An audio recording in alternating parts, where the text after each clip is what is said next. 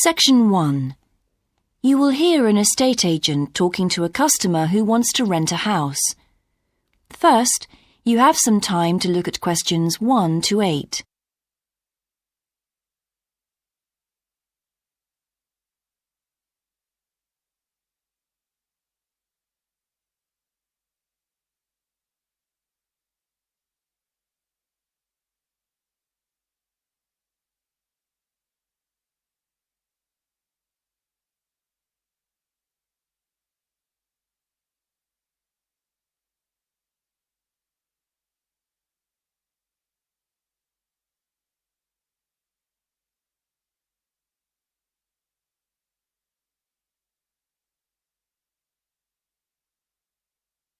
You will see that there is an example that has been done for you. On this occasion only, the conversation relating to this will be played first. Good morning. How can I help you? Hello. I'm interested in renting a house somewhere in the town. Right. Could I have your name, please? Yes, it's Stephen Godfrey. And tell me how many bedrooms you're looking for. Well, we'd need 4 because I'm going to share the house with 3 friends. The number of bedrooms needed is 4, so 4 has been written in the space. Now we shall begin. You should answer the questions as you listen, because you will not hear the recording a second time. Listen carefully and answer questions 1 to 8. Good morning. How can I help you? Hello. I'm interested in renting a house somewhere in the town. Right. Could I have your name, please? Yes, it's Stephen Godfrey. And tell me how many bedrooms you're looking for. Well, we'd need 4 because I'm going to share the house with 3 friends. OK. There are several of that size on our books. They mostly belong to families who are working abroad at the moment. What about the location? It'd be nice to be central. Oh, that might be difficult, as most houses of that size are in the suburbs. Still, there are a few. What's your upper limit for the rent? We'd like something around £500 a month, but we could go up to £600 if we have to. But we can't go beyond that. Do you know how long you want to rent the house for? The minimum let is 6 months, as you probably realise. We're at college here for 2 years, and we don't want to have to move during that time if we can avoid it. Right. And how soon do you want to move in? All our lets start on the 1st of the month. Well, as soon as possible, really, so that means September 1st. OK. Let me have a look at what we've got. We have photographs of all the houses on our book, so you can get an idea of what they're like. There's this one in Oakington Avenue at £550 a month, combined living room and dining room with a separate kitchen. It doesn't have a garage, though you can park in the road. We'd prefer to have one if possible. Right. Then have a look at this house in Mead Street.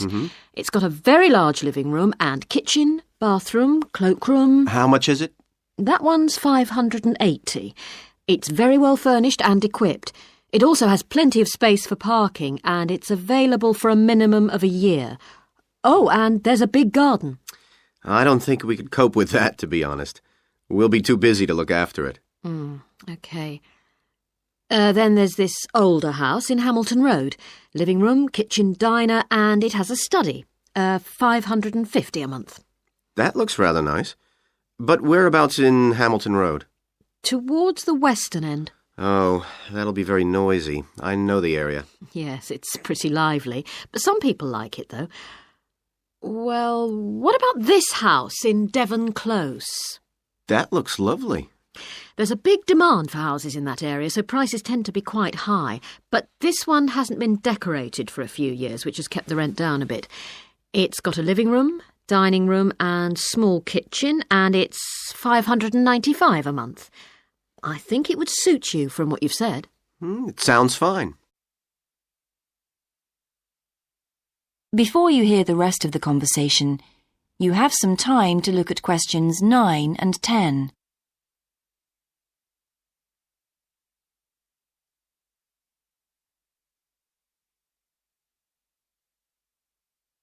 Now listen and answer questions 9 and 10. Why's that part of town so popular? Well, there's a big scheme to improve the district, and it'll soon have the best facilities for miles around. What sort of thing? There's a big sports centre under construction, which will be very impressive when it's finished. In fact, the swimming pool's already opened, ahead of schedule, and it's attracting a lot of people. What about cinemas? Are there any in the area? The only one closed down last year, and it's now in the process of being converted into a film museum. The local people are trying to get a new cinema added to the scheme. I think I heard something about a plan to replace the existing concert hall with a larger one. Ah, that's due to start next year. Well, it sounds an interesting area to live in. Could I go and see the house, please? Yes, of course. That is the end of section 1. You now have half a minute to check your answers.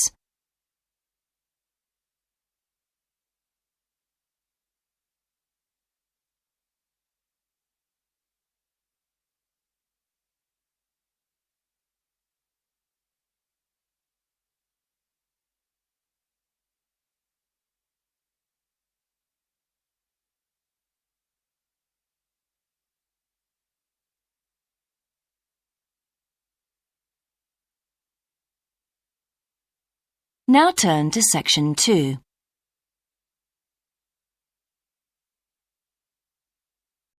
Section 2. You will hear a man talking on the radio about a national arts centre. First, you have some time to look at questions 11 to 16.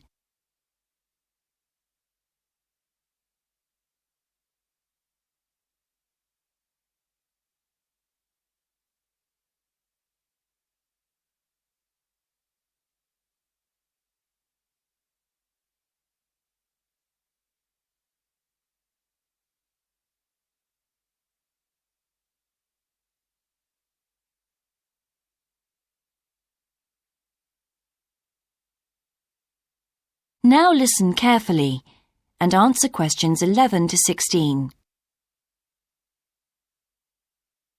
Hello, and welcome to Focus on the Arts.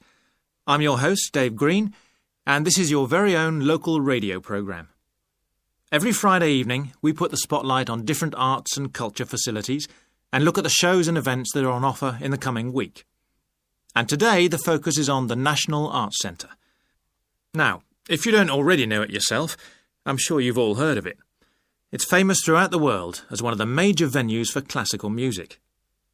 But did you know that it's actually much more than just a place to hear concerts? The centre itself is a huge complex that caters for a great range of arts. Under a single roof it houses concert rooms, theatres, cinemas, art galleries and a wonderful public library, as well as service facilities including 3 restaurants and a bookshop. So, at any one time, the choice of entertainment there is simply enormous. So, how did they manage to build such a big arts complex right in the heart of the city? Well, the area was completely destroyed by bombs during the war in 1940. So the opportunity was taken to create a cultural centre that would be what they called the city's gift to the nation. Of course, it took a while for such a big project to get started, but it was planned in the 60s, built in the 70s, and eventually opened to the public in 1983. Ever since then, it has proved to be a great success. It's not privately owned, like many arts centres, but is still in public hands. It's run by the City Council. Both our National Symphony Orchestra and National Theatre Company were involved in the planning of the project, and they're now based there, giving regular performances every week. And as the centre is open 363 days of the year, there are plenty of performances to choose from. Before you hear the rest of the broadcast, you have some time to look at questions 17 to 20.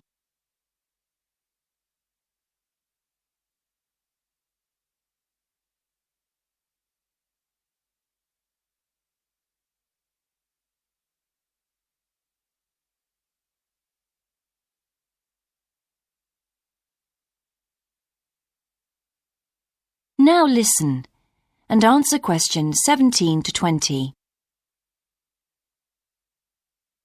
So, To give you some idea of what's on, and to help you choose from the many possibilities, we've made a selection of the star attractions.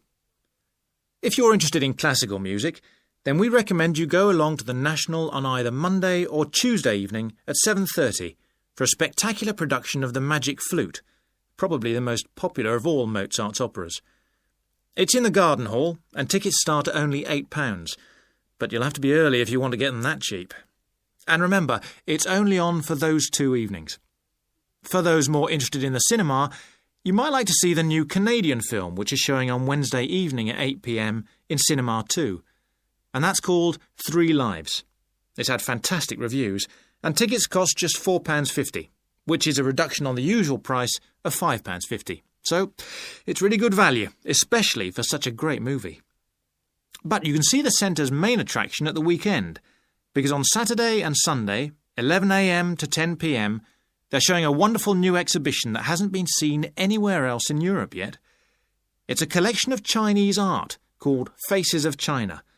That's in Gallery 1, and it has some really fascinating paintings and sculptures by leading artists from all over China. And the good news is that it's completely free, so don't miss it. So why not go along to the National Arts Centre next week for one or all of these great events? And you can always pick up a programme and check out all the other performances and exhibitions on offer, or coming soon, on almost every day of the year. Next week, we'll be looking at the new Museum of Science. That is the end of Section 2. You now have half a minute to check your answers.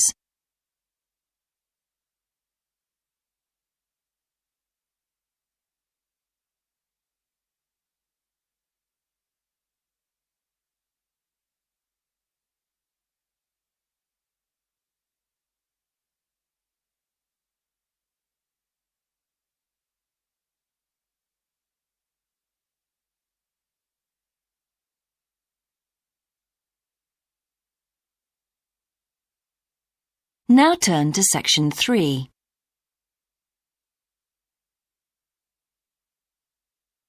Section 3.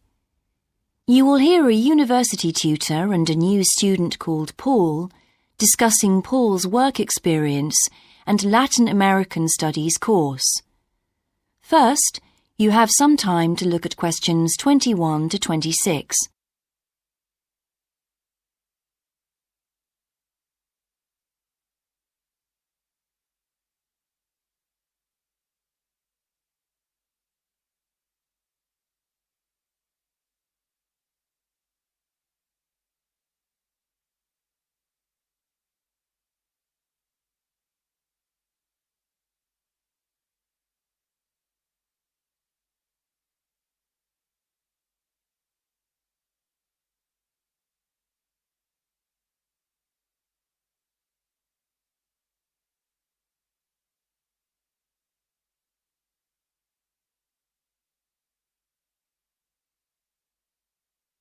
Now listen carefully and answer questions 21 to 26.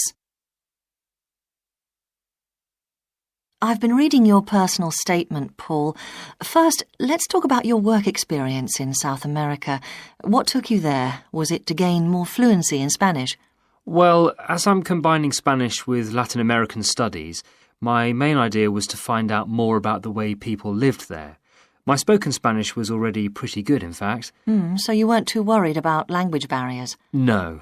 In fact, I ended up teaching English there, although that wasn't my original choice of work. I see.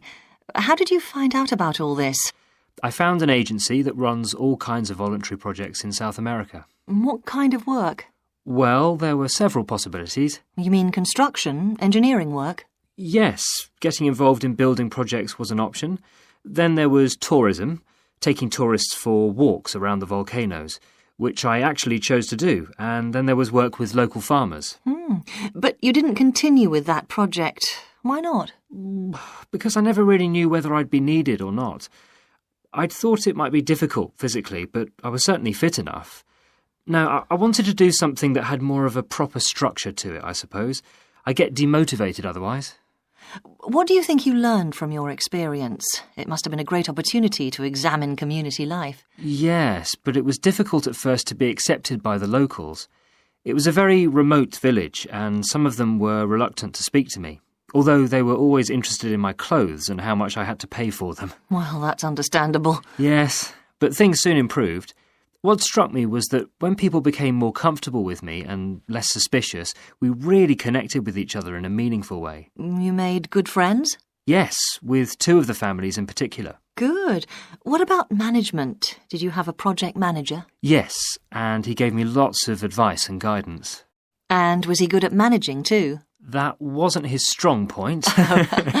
I think he was often more interested in the academic side of things than filing reports. He was a bit of a dreamer. And did you have a contract? I had to stay for a minimum of 3 months. My parents were surprised when I asked to stay longer, 6 months in the end. I was so happy there. And did anything on the administration side of things surprise you? What was the food and lodging like? Simple, but there was plenty to eat, and I only paid $7 a day for that, which was amazing, really. And they gave me all the equipment I needed, even a laptop. You didn't expect that then? No. Well, I'll look forward to hearing more. Before you hear the rest of the discussion, you have some time to look at questions 27 to 30.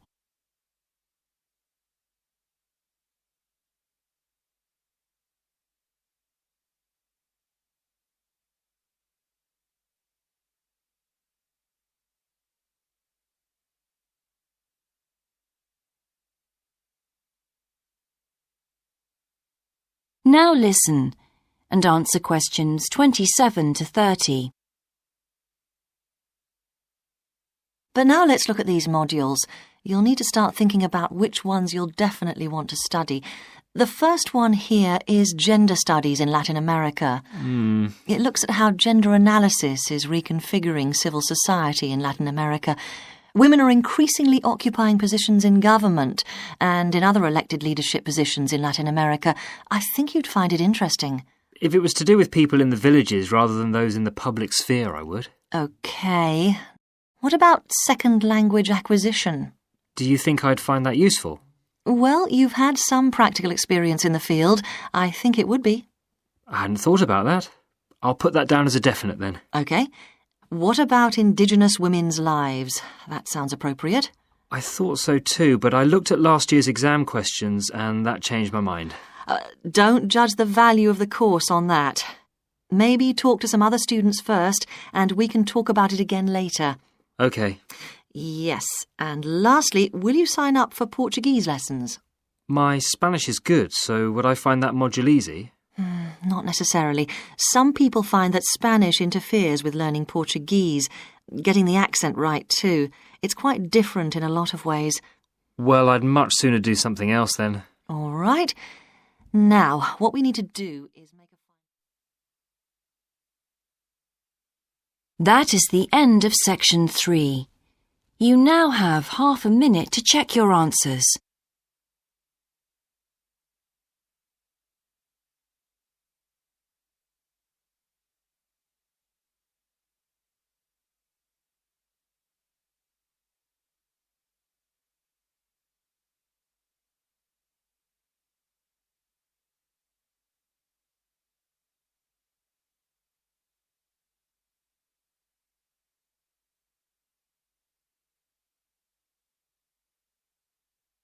Now turn to section 4.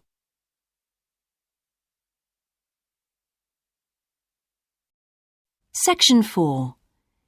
You will hear a lecture about success in business systems. First, you have some time to look at questions 31 to 40.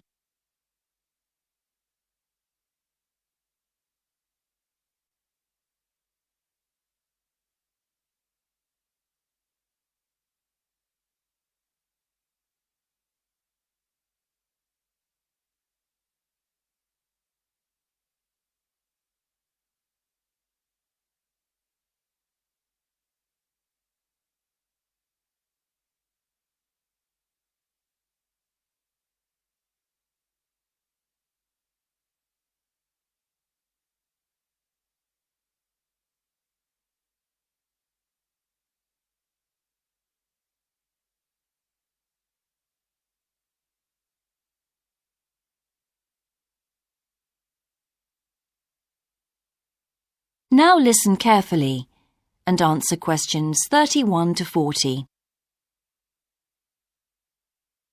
Good morning, everyone. In the last few lectures, I've been dealing with business finance, but now I'm going to move on to business systems. And in today's lecture, I'm going to talk about what can go wrong when businesses try to copy their own best practices. Once a business has successfully introduced a new process, managing a branch bank, say, or selling a new product, the parent organization naturally wants to repeat that success and capture it, if possible, on a bigger scale. The goal, then, is to utilize existing knowledge and not to generate new knowledge. It's a less glamorous activity than pure innovation, but it actually happens more often, as a matter of fact.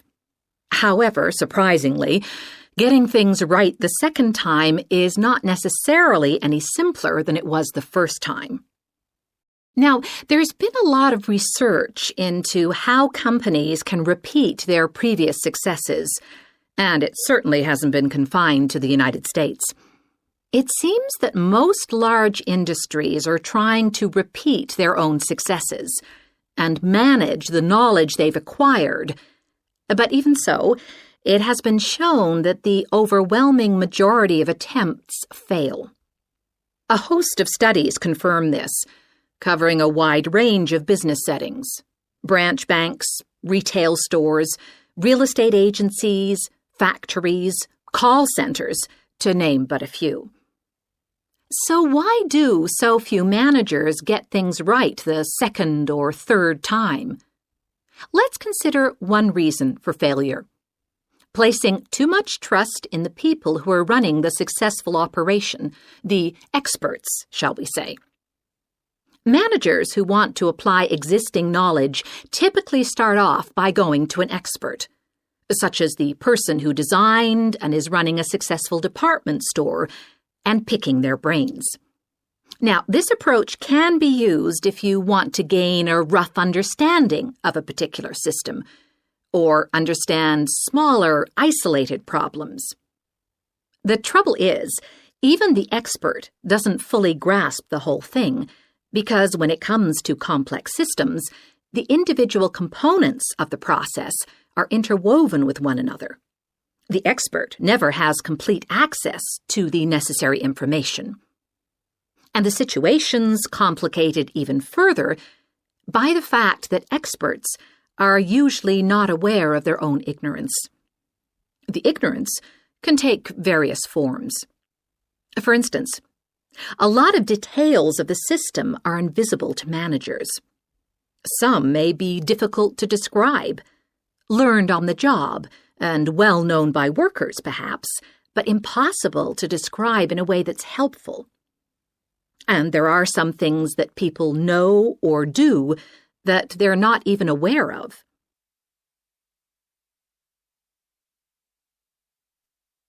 Now, let's consider two types of mistake that can occur when a manager actually starts to set up a duplicate system to replicate a successful process.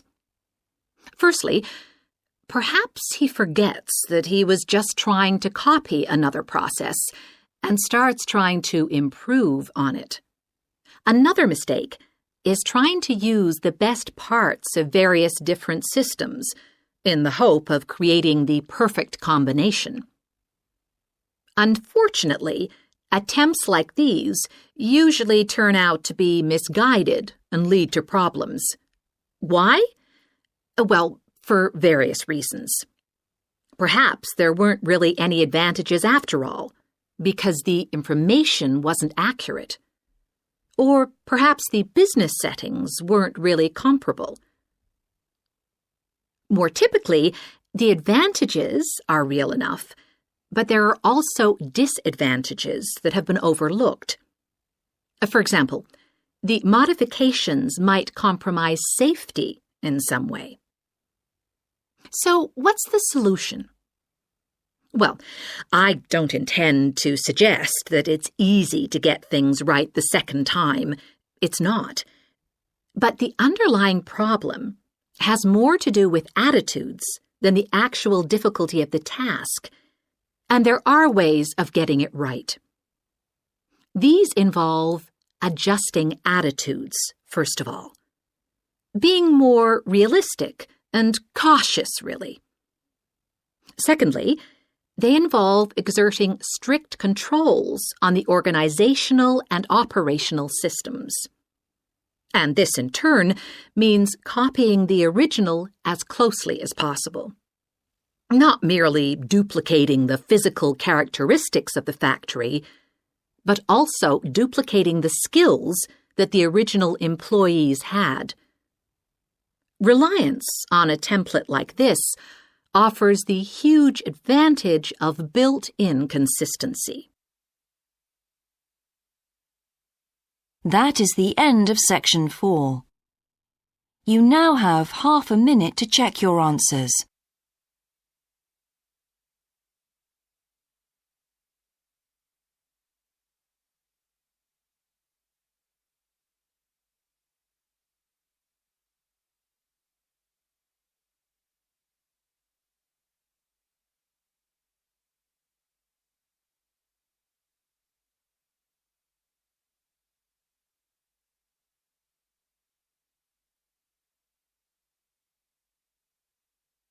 That is the end of the listening test. In the Ielts test, you would now have 10 minutes to transfer your answers to the answer sheet.